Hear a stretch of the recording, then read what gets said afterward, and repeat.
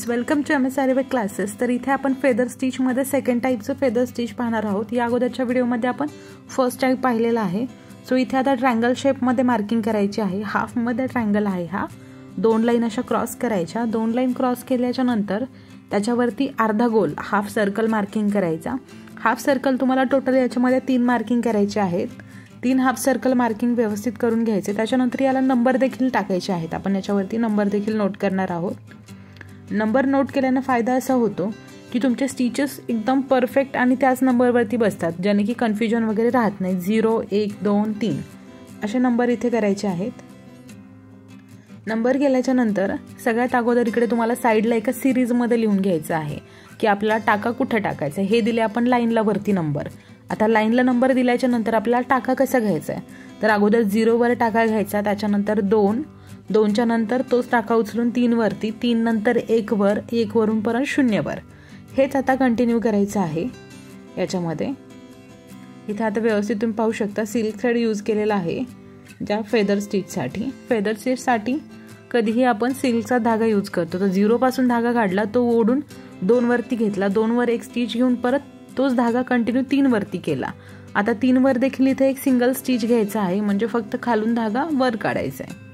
व्यवस्थित पहा, 2 वरचा धागा ओढून 3 वर घेतला। आता इथे खालून धागा वर काढलेला धागा आता परत खाली ओढून 1 वरती घ्यायचा आहे। तो धागा तसाच ओढून घ्यायचा आहे। रिपीट, 1 वर काढला, 1चाच धागा परत आता इथे 0 पाशी काढायचा आहे।